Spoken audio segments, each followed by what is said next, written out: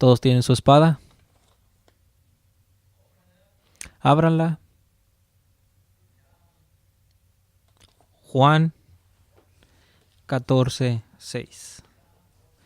Juan 14:6.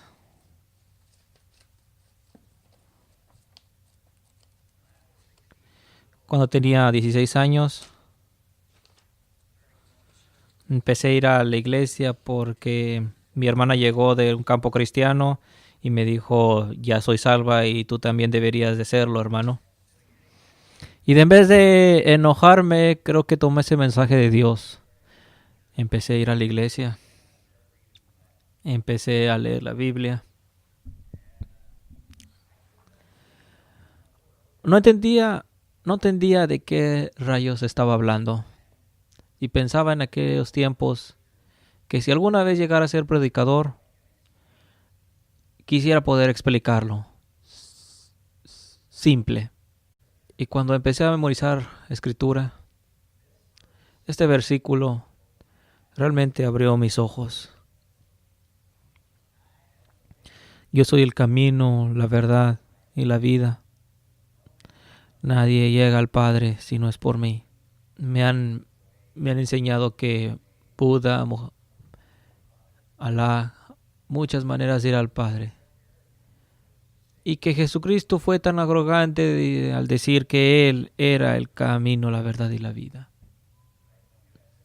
Alguna vez alguien le dijo a un amigo, ¿o te crees mucho? Bueno, es decir la verdad.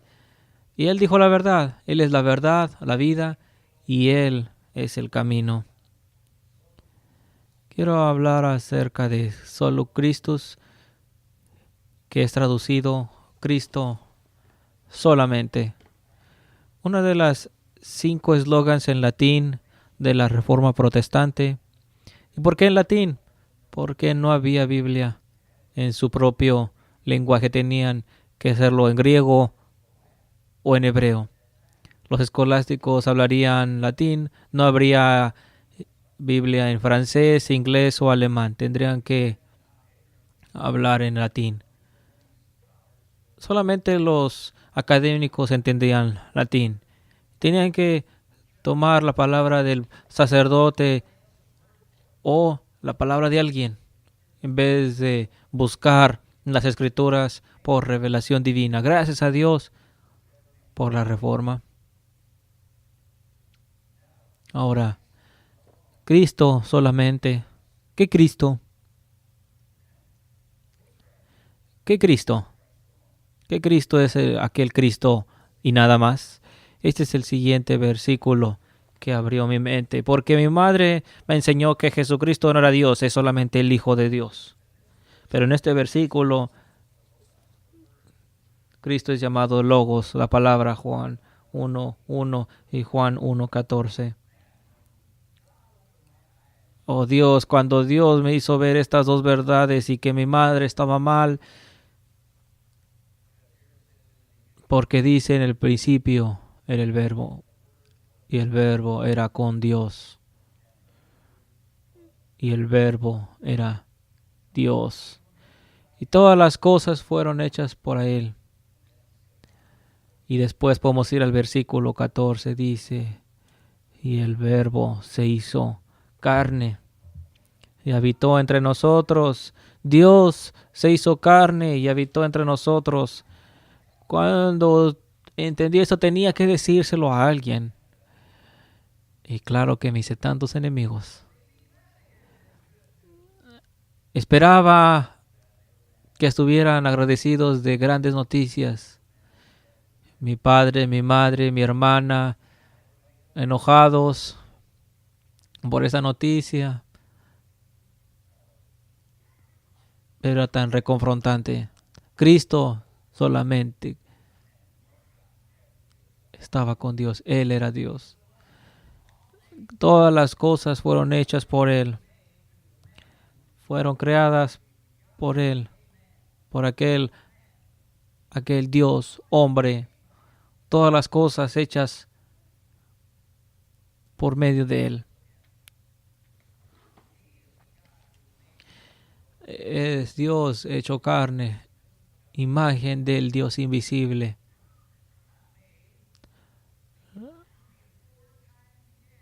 Antes de la fundación del mundo, no creado cuando nació de la Virgen María, no, en la eternidad, no en la creación. El Hijo de Dios. Aquel Cordero que fue por expiación, por el pecado, por los pecadores. Y solamente a Él adoramos. Cristo nada más. No oramos por profetas, por otros santos. Él es el único sacerdote que intercede por los pecadores. Él es el único Rey de las naciones y Rey de reyes. Cristo y nada más puede consolar el alma. Cristo y nada más puede salvar la cultura.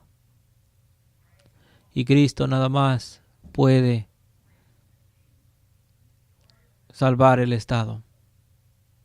No hay salvación en ningún otro, porque no hay ningún otro debajo del cielo dado a los hombres que podamos ser salvos, pero en el nombre de Jesucristo. Murió, descendió, resucitó, ascendió. Y ahora se sienta en la corte celestial a la diestra del Dios Padre Todopoderoso, donde todas las naciones se juntan y separa las ovejas de las cabras. Ahora, no después, pero también ahora. Está reinando tiempo presente. Se jubila mi alma ante esto. Su trabajo de redención es cumplida por su muerte, su resurrección, su ascensión y su sesión, sentado a la diestra, ahora, en este momento. Y este trabajo de Cristo no solamente fue para una salvación personal, sino para otros. Cristo nada más salva el alma, salva la cultura, salva el gobierno. Y ningún mérito humano puede contribuir al trabajo de Cristo. Cristo hace el trabajo, no es Cristo más nosotros. No es así, Cristo trabaja en nosotros para trabajar en nuestra voluntad, para sus objetivos. Nos ha escogido como sus embajadores en 3 áreas: para salvar el alma, para salvar la cultura, para salvar el gobierno. Amén. Dios hace el 100% de esto. Él es 100% soberano. Sería algo contradictorio cuando decimos 100% soberano, porque soberano es serlo 100%. Inclusive nuestras obras son de Dios. Es esa fe de Dios, un don de Dios. Y es el trabajo, las obras, solamente utensilios en Cristo para buenas obras. Cristo nada más es el doctor del alma solitaria. Publiqué esto en Facebook y tuve toda clase de respuestas, donde ningún psicólogo puede ayudar el alma solitaria. Y temo que muchos cristianos no creen esto. Muchos cristianos creen que todavía pueden ir al psicólogo y pueden encontrar respuestas. El problema es el pecado. Psiquiatras, psicólogos, inconversos nunca podrán curar esto. Cristo y nada más. Él es el doctor del alma. Él puede curar el alma. El pecado es el problema. Y empezó haciéndolo dando el pacto de la ley. Así es el Antiguo Testamento. Envía a los profetas para fortalecer ese pacto. Y no es algo grandioso estar en el pacto. Si has sido bautizado, cristiano, estás en ese pacto. No significa que seas salvo, incluyendo los niños que son bautizados, pero estás en ese pacto. Dios bendice a América. ¿Por qué América está tan bendecida? Por el pacto. Mucha gente en el pacto irán al infierno, pero también muchos son bendecidos por desobediencia. Pero Él es fiel para bendecir y para maldecir. Muchos se meten en problemas, cometiendo suicidio, hijos en drogas. Todo es maldición, todo está confundido y se preguntan por qué. Por un pacto quebrantado. Porque Dios jura que para aquellos que obedecen, bendición. David Padilla, su padre, un fiel cristiano, y aun cuando sus hermanos yendo en pecado, siendo bendecidos por otros tipos de bondades de Dios por su padre. Tal vez no sean salvos, ni fueron salvos, tal vez nunca. Pero como al día de hoy América sigue siendo y obteniendo bendiciones de aquel pacto de los puritanos en este país. La gente no ve esto. Oh, es una cosa racista, es una cosa nacional. No, es así. Las bendiciones del pacto son 1000 veces mejores que las maldiciones. Porque Él dice, recordaré mi pacto. 40 generaciones. Dice que visita la iniquidad hasta la tercera y cuarta generación. Notamos a nuestros hijos, a nuestros nietos que no son salvos, pero siguen siendo bendecidos porque están en el pacto. No son salvos todavía, pero siguen siendo bendecidos. Tengo un nieto, uno de los más jóvenes, donde ha llegado a la preparatoria. Y antes de terminar, alguien le había dicho, enseñado, y que aplicara para una compañía Hewlett Packard, donde haría mucho dinero tal vez. ¿Por qué? Por el pacto, nunca en problemas. Una bendición del pacto. Solamente Cristo, el único doctor del alma. Ningún argumento tiene sentido para el hombre hasta que son convencidos de qué? De pecado, justicia y de juicio. Por eso viene la ley. Y viene a todo inconverso. Vienen a la ley, vienen bajo la maldición de la ley. Cualquier esfuerzo por hacer una decisión antes de ser convencidos de esas tres cosas no sirve de nada. ¿Por qué? ¿Por qué requeriría a un Salvador si no estoy en pecado, si no hay ningún peligro, si Dios está mal?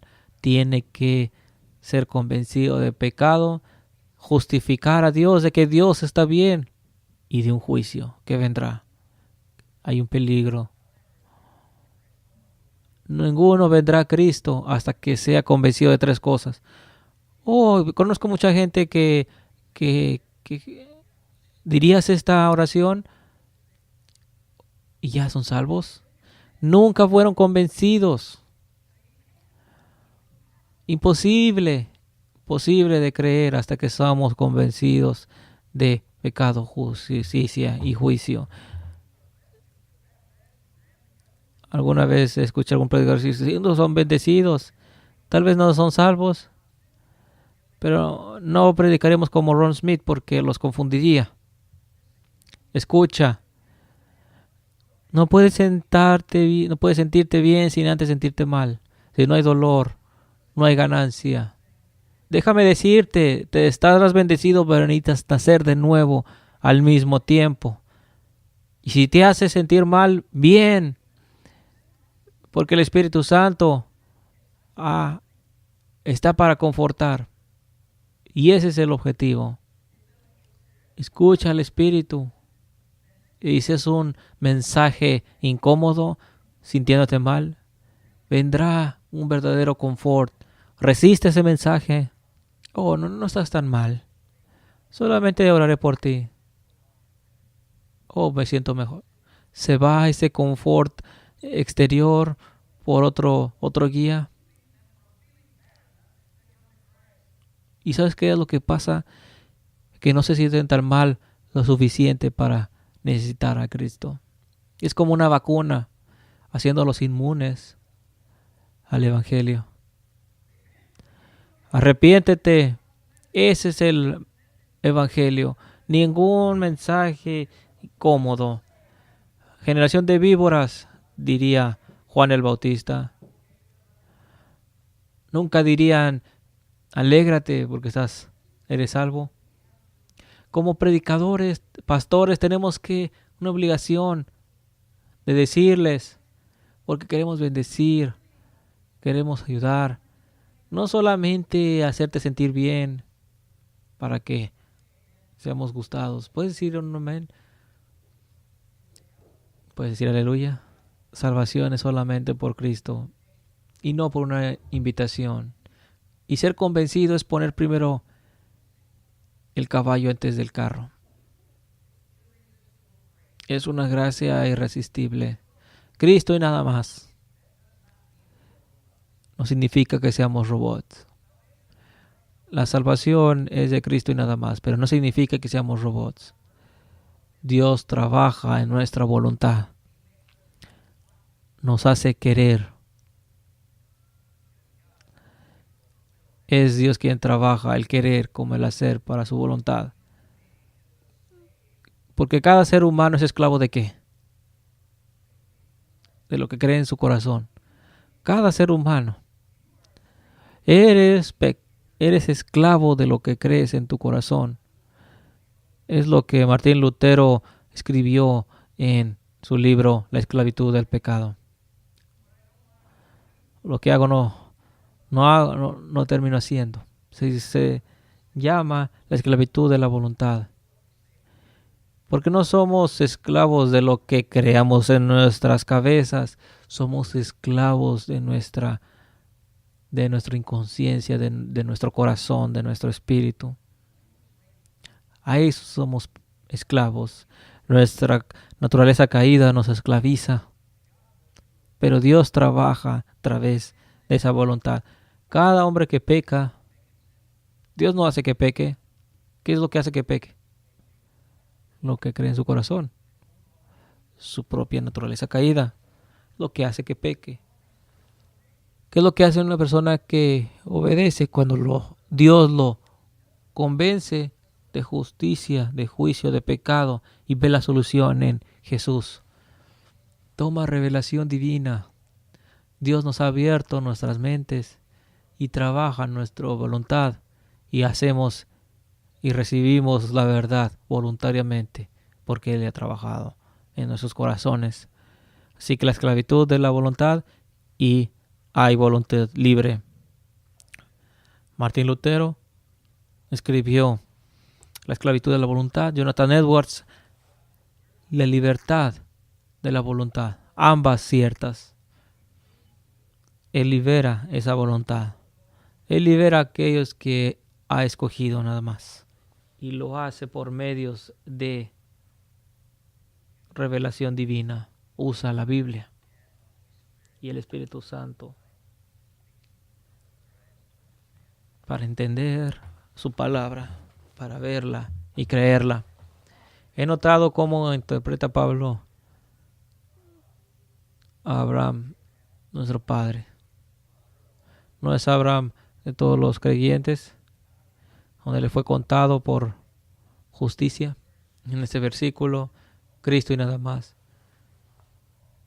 De acuerdo al apóstol Pablo en Gálatas 3:16 dice: Abraham fueron hechas las promesas y a su simiente.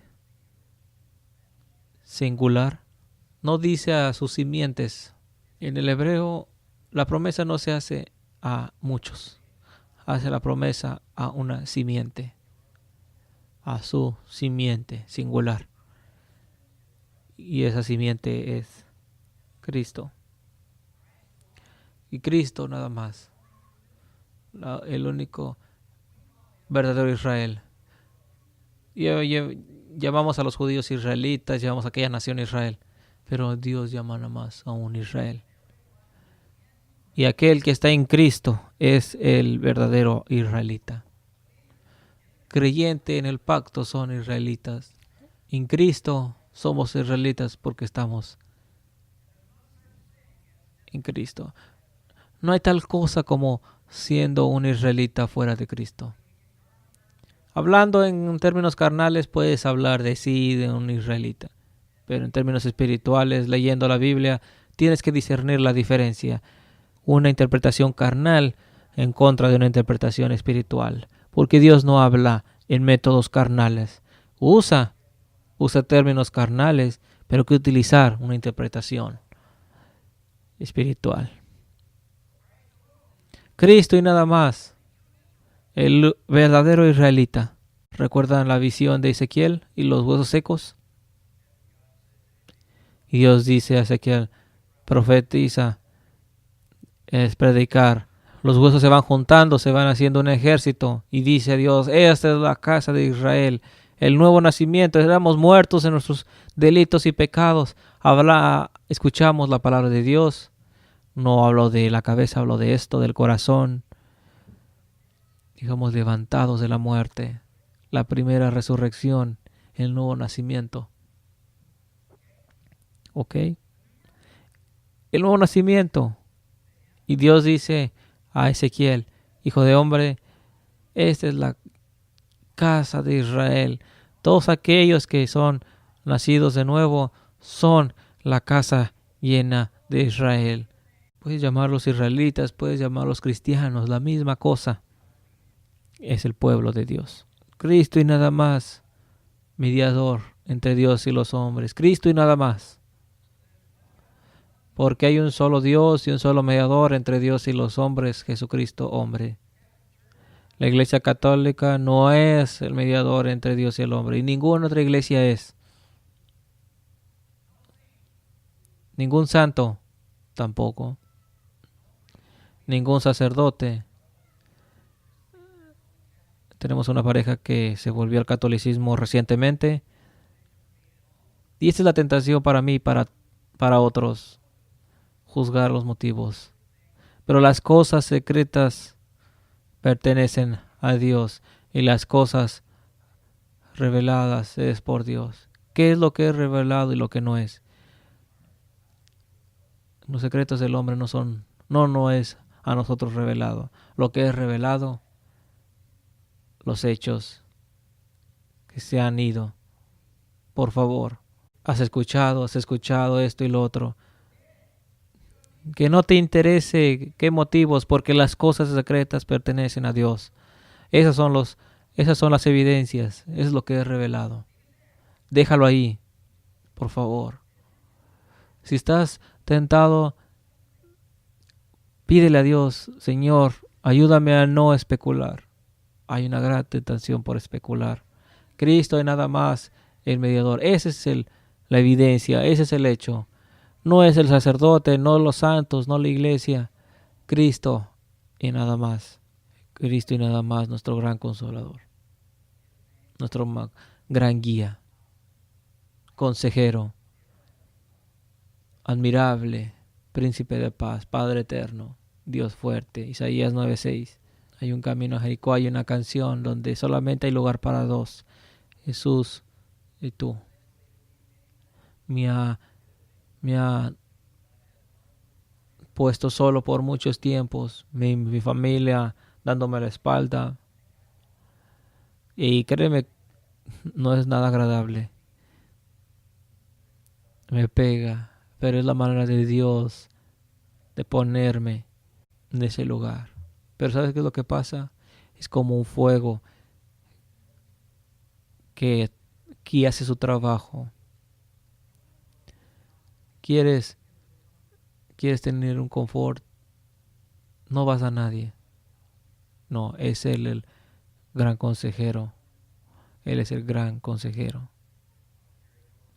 En este camino a Jericó solamente hay lugar para dos. De Jerusalén a la alta, a la ciudad de las palmas. Y serás tentado. Pero lo que Dios está haciendo es que llegues a una fe en Jesucristo. Y donde solamente hay lugar para dos. Él y tú. ¿Puedes hacerlo? Sí se puede, con la ayuda de Dios. No por ti, porque para el hombre es imposible, pero por las cosas de Dios todo es posible.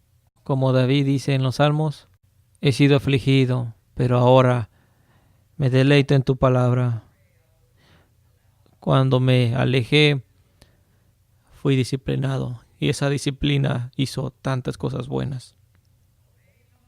Si no hay dolor, no hay ganancia. Y un consejo humano solamente te puede dar un confort pasajero. Recuerda, Él murió, descendió, resucitó, ascendió y se sienta y sigue siendo sentado en la diestra del Padre, haciendo intercesión por su pueblo. La corte está en sesión y uno como nosotros ha venido en su gloria, en las nubes, al anciano de días. Se sienta en el trono de su gloria. Daniel 7:10. Millares de millares le servían. Millones de millones asistían delante de él. Y las llaves de la autoridad se le fueron dadas. Ahí es cuando Satanás, el gobernante de este mundo, fue lanzado, sabiendo que su tiempo es corto. El príncipe de este mundo fue lanzado cuando Jesucristo alcanzó redención, descendió, resucitó, ascendió. Cristo y nada más gobierna las naciones. Dirías, no parecer, no puedes ver, tienes que creer la palabra, tienes que conocer la palabra. Porque ha predicho que ese evento, hace unos días, antes de ser crucificado, dice, cuando el Hijo del Hombre venga en su gloria, hablando cuando Él ascendía, y todos los santos ángeles con Él, entonces se sentará en su trono de gloria. Está sentado Él. Así es. No está hablando de un futuro. Ya ha pasado y está pasando. Y serán reunidas delante de Él todas las naciones. Es ahora. Y está separando esas naciones. Tienes que entender la historia de que esto está pasando. Está pasando. Y tendrá una culminación. Ahora es el día de juicio donde el príncipe será lanzado. Y esto pasó cuando consiguió redención, ascendió al Padre. Ay de ti, habitantes, pero regocíjese aquellos habitantes del cielo, porque el acusador ha sido lanzado, sabiendo que su tiempo es corto. Esa guerra judía duró 3 años y medio, limitado, 3 años y medio. Sabía que su tiempo era corto.